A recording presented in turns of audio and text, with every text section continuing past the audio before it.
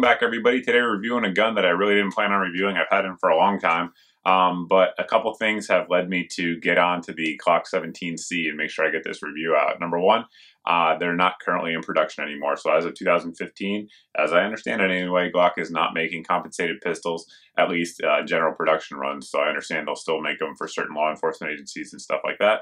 But as part of their lineup, I believe they are done and finished, at least as of right now. So the inventory that's out there on the market right now is all there's going to be for a while. Additionally, that inventory that's out there on the market is for sale in a lot of places. So there's some really good prices on these pistols, and a lot of folks are asking me about them. I reviewed a few other pistols here in the past, compensated pistols. So, and folks know I have this gun, so I wanted to get into the review for folks who are sort of on the fence about it. But what we're going to do here is just continue shooting and then talk about some of the details of the gun up close and personal, and then some of the pros and cons of it and what I think of it overall at the end.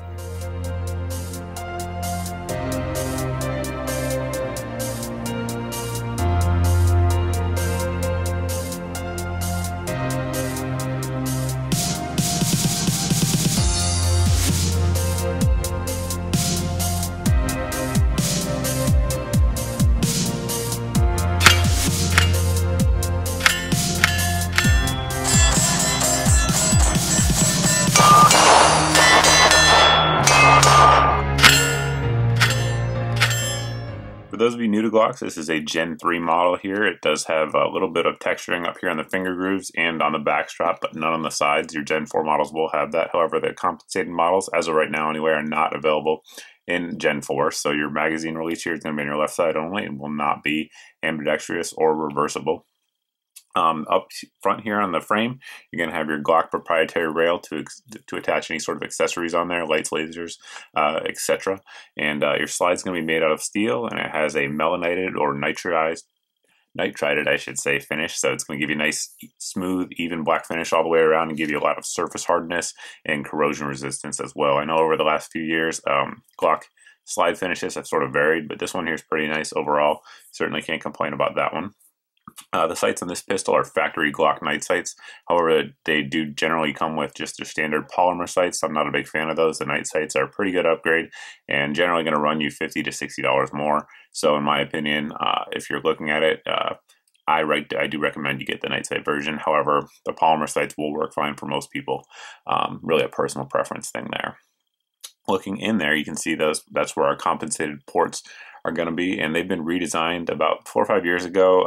Glock compensated pistols really used to direct a lot of that gas forward, and it would foul up your front sight, and you'd lose your sight picture after maybe 30 to 40 rounds. Well, the new design on the current pistols, and like I said, over the last few years, doesn't do that, and the gas is directed more backwards, which keeps your front sight there nice and clean. This one here has never been cleaned, so you can see it's still carbon free, and the new design is working. To disassemble your Glock pistols, you do have to pull the trigger. So getting into trigger pull, standard Glock here, Gen 3, you're going to have a little bit of uptake here, and then you're going to hit a nice wall.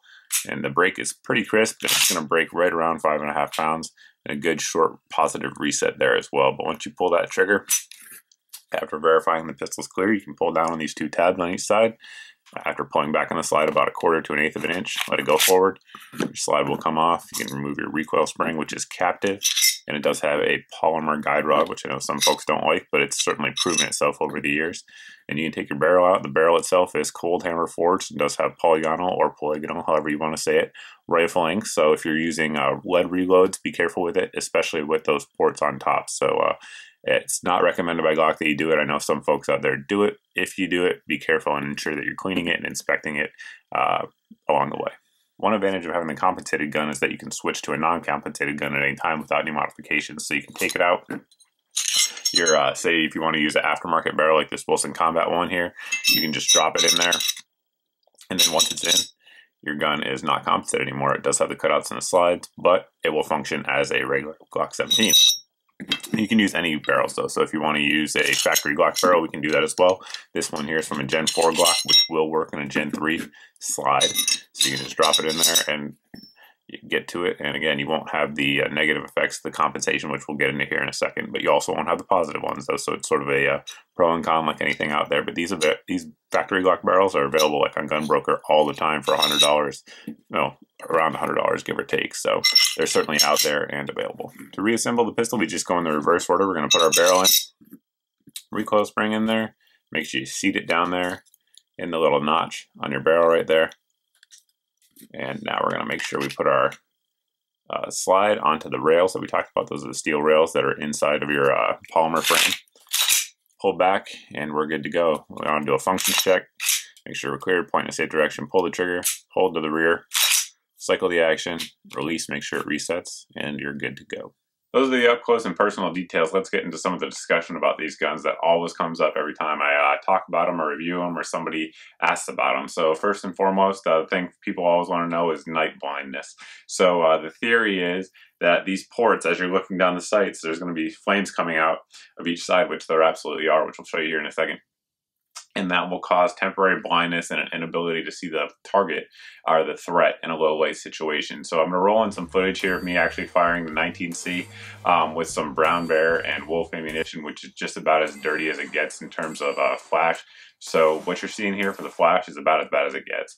So as you can see, I'm firing multiple times, and every time I'm hitting the target. So there's no sort of temporary blindness happening at all. Now I'm relatively young, relatively healthy. I have good eyesight. Is it possible that somebody who's elderly or whatever could, or has poor eyesight or degenerative issues in their eyes, could get temporary blindness? Sure, it's possible. I think it's highly unlikely though. I've done a lot of shooting with compensated pistols at night here on the channel. You guys have seen it here before, and I've never had that issue, not at all. Compound that with, if you're shooting at night or in a low light situation and using a weapon light, that weapon light is going to be much brighter than anything coming out of the top of your slide. So that's one of the cons. That's sort of my experience with it. Yours may differ, but it is what it is. Another con that people always bring up is that, they're loud.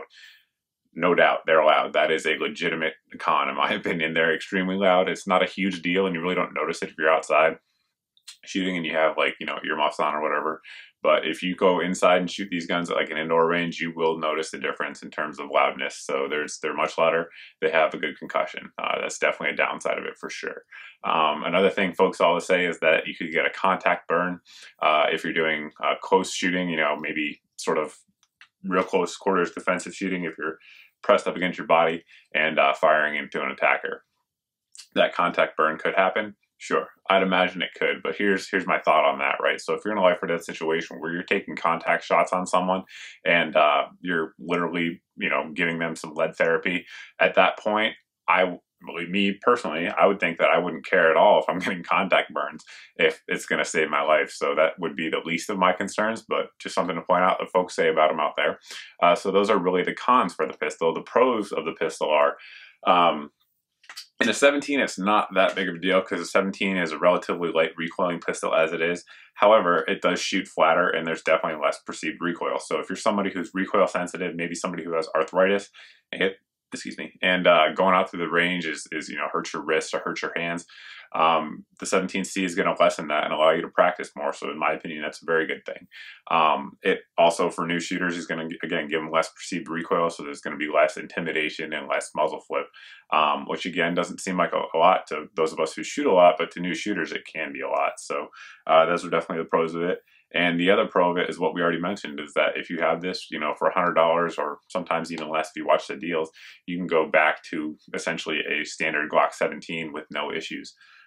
So it works just fine in that configuration as well. But that's pretty much it. In terms of price right now, like I was saying, a lot of places are selling these for under $500, and they're very high quality pistol.